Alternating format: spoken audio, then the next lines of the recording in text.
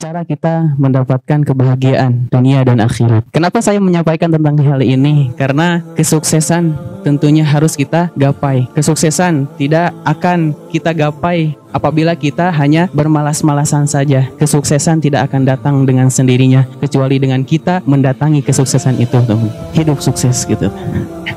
Teman-teman yang dirahmati Allah, agar kita bisa sukses di dunia dan di akhirat. Setiap manusia atau setiap insan pasti memiliki mimpi. Benar gak? Benar tuh. Benar kan? Pasti kita memiliki mimpi yang sama, yakni ingin mendapatkan surganya Allah. Benar? Benar. Siapa yang ingin bahagia akhirat? Pasti kita pengen gitu ya. Pasti semua orang ingin mendapatkan mimpinya agar ia senantiasa sukses di dunia dan di akhirat. Tentunya apa yang harus kita lakukan? Tidur? Benar, kita akan mimpi.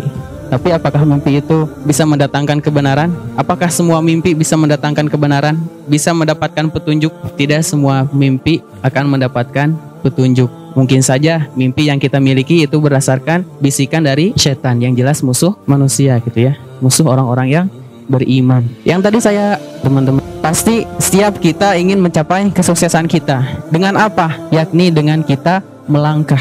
Kesuksesan tidak akan kita dapat jika kita tidak melangkah. Saya pernah berkata kepada Adit, dan Adit pernah membicarakan di depan. Kang Adit, cinta, apakah mic ini benda hidup atau benda mati? Semua orang bisa menjawab. Mic ini benda hidup atau benda mati? Benda tidak ramai.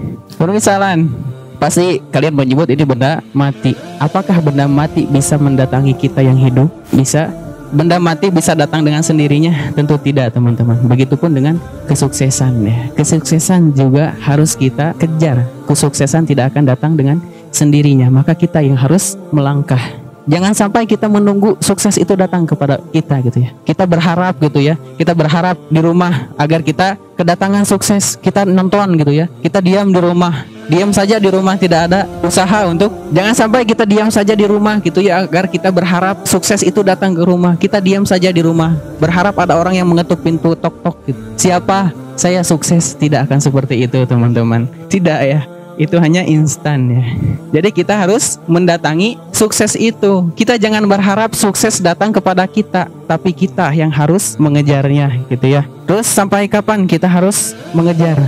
Sampai ajal menjemput kita ya. Karena dunia ini tempatnya beramal gitu ya. Dunia ini tempatnya lelah. Bukan semata-mata kehidupan di dunia ini yang Allah Subhanahu wa Ta'ala berikan itu bukan hanya untuk kita berleha-leha, bukan hanya untuk bermain-main gitu ya. Dunia ini adalah permainan. Bahkan Allah Subhanahu wa Ta'ala mengingatkan i'malu gitu ya. I'lamu ya, benar. I'lamu anamal hayatud dunya laibu walahu wazinatu wa tafakhuru, dan seterusnya gitu ya. Wa mal hayatud dunya ila mataul gurur. Kita harus senantiasa terus berjuang agar kita mendapatkan kesuksesan gitu ya. Besar usahamu untuk mengejar, maka besar pula kesuksesan yang kalian dapat gitu ya. Jika kita ingin berharap gitu ya mendapatkan sesuatu yang tidak didapatkan oleh orang lain, maka kita harus berjuang yang berbeda dari orang lain. Jika kita menginginkan suatu keistimewaan, maka kita harus melakukan hal-hal yang istimewa. Paham gak semuanya? Paham ya? Contohkan, misalkan ada Rifki gitu ya. Rifki belajar 1 jam sehari, kita belajar 2 jam sehari gitu ya. Terus wah gitu ya, dia konsultasi ke 1 guru, kita konsultasi ke 3 guru. Terus wah dia bisa sholat 5 waktu, kita tambah jadi 6. Kita tambah dengan sholat sunnahnya gitu ya, bukan 6 waktu. Kalian berarti masih fokus ya. Kita tambah dengan sholat 6 waktu gitu ya, teman-teman. Masuk ke poin intinya. Missing the point, teman-teman. Tadi saya menyampaikan tentang kesuksesan, gimana cara mendapatkan kesuksesan. Tapi di sini ada hal yang miss gitu ya, yang kadang kita tidak ketahui. Apa itu? Yang harusnya kita siapkan tapi kita tidak disiapkan. Contohnya tentang pernikahan, teman-teman. Ini agak mengerikan ya, karena saya menyampaikan tapi belum ada pengalamannya. Tetapi semoga ada hal yang bisa kalian petik gitu ya. Di sini tentang pernikahan. Setiap kita memiliki keinginan untuk nikah, pasti kita mempersiapkan akadnya. Bener gak? Kita walimahannya gitu ya. Kita siapkan apalagi maharnya gitu ya, duitnya. Kadang ini yang jadi miss gitu ya. Kita lupa bahwa hal yang sesungguhnya adalah pernikahan yang selama-lamanya. Bener gak? Acara nikah kadang padahal cuma 1 hari gitu ya. Bener gak? Acara nikah mah kadang cuma 1 hari, paling 1 minggu kan, paling lama juga 1 minggu bener, marawisan gitu kan, marawisan mana teh dangdutan kan, biasanya kayak gitu kan, paling lama cuma 1 minggu, tapi rata-ratanya mah cuma 1 hari gitu ya. Tapi kadang persiapannya yang lama gitu ya, kadang persiapannya yang lama. Tapi apakah kita berpikir gitu ya teman-teman semua, setelah acara itu apa yang akan kita lalui? Nah ini yang jadi missnya teman-teman. Kadang kita lupa hal yang harus kita benar-benar persiapkan, yang harus disiapkan tapi tidak disiapkan gitu. Nah di sini ada 4 poin teman-teman. Semoga ini bermanfaat ya. Yang pertama tentang karakter, kedua kebiasaan, ketiga sikap, yang keempat nilai-nilai. Kita bahas satu-satu gitu ya. Karakter gitu. Ini tentang karakter. Semoga bisa dilalui singkat lah. Yang pertama karakter.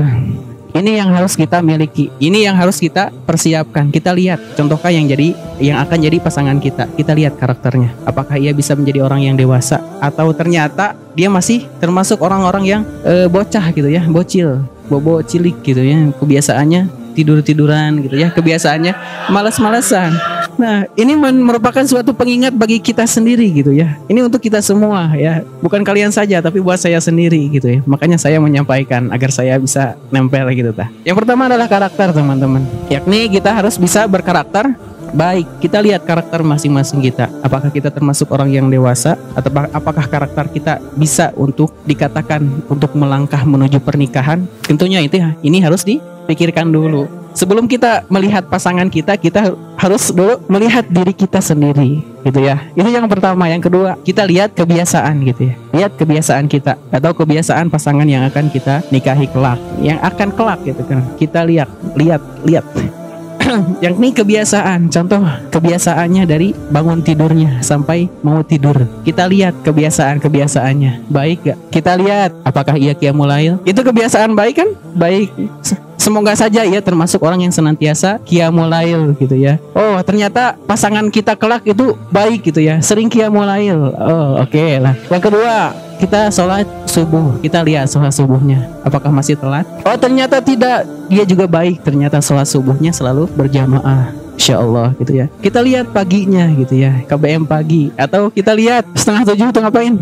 Piket. Kita lihat piketnya bagus gak? Kita lihat piketnya gitu ya. Apakah ia bisa disebutkan baik? Apakah ia bisa diajak berkomitmen gitu ya terhadap apa yang ia siapkan untuk datang ke sini? Yang kedua, yang seterusnya adalah apa setelah piket? Olahraga. Kata si Peri namanya Inggris mah. Olahraga. Kita lihat kebiasaannya. Apakah dia olahraga? Oh dia ternyata olahraga. Oh berarti dia sehat. Oh berarti dia cocok buat pasangan kita kelak. Oh ternyata dia baik gitu ya. Kita lihat lah gitu ya. Selanjutnya kita lihat KBM-nya. KBM di Duha. Kita lihat KBM-nya. Ngapain aja dia KBM-nya? Telat-telatan, izin-izinan. Kita lihat gitu ya. Apakah termasuk baik? Kita lihat kebiasaan kita. Kita lihat manajemen dari kehidupan mereka. Apakah baik? Oke, ternyata baik. Dia tidak tidur gitu ya di waktu duha gitu ya. Mungkin izin. Oke, kita bisa mengizinkan. Tapi apakah kita bisa berpikir bahwa itu baik untuk kita? Tentunya semua ada pada diri kita. Itu ya. Itu hanya sekilas tentang kebiasaan. Apakah kebiasaan kita baik atau buruk? Begitupun dengan pasangan kita. Kita lihat kebiasaannya baik atau buruk. Oke, paham semuanya? Oke. Itu yang kedua. Yang pertama tadi apa? Karakter. Yang kedua kebiasaan. Oke, yang ketiga kita lihat sikapnya. Sikapnya baik atau buruk? Oke, sikapnya kita lihat apakah di saat dia mendapatkan suatu musibah sikapnya kayak gimana? Qadarullah, kita mengandalkan Allah. Ya, harus seperti itu. Benar kita berharap hanya kepada Allah, tapi kita lihat pribadinya, sikapnya seperti apa. Ia mendapatkan suatu musibah atau misalkan ia mendapatkan suatu gunjingan, apakah ia akan langsung menggunjing juga? Kita lihat gitu ya, teman kita di saat kita mainkan dia gitu atau digimanain lah dia. Kita lihat sikapnya, apakah ia akan membalas atau ternyata dia akan mengingatkan tentang kebaikan. Itu ya. Ini harus diingat oleh kita ya, teman-teman, tentang sikap gitu ya. Sikap juga ini akan dilihat oleh pasangan kita. Maka kita siapkan sebelum kita menikah. Ini tentang pernikahan, contoh dari pernikahan. Ya, terus yang terakhir adalah nilai. Kalau nilai-nilai ini ditentukan dari yang 3 tadi. Kalau emang tiga tadi baik, kalau emang yang 3 itu baik, maka orang lain akan menilai bahwa kita termasuk orang yang baik. Berarti kita termasuk orang yang baik. Jika kita ingin dilihat atau kita ingin kelihatan atau kita ingin tahu bahwa kita termasuk orang yang baik, kita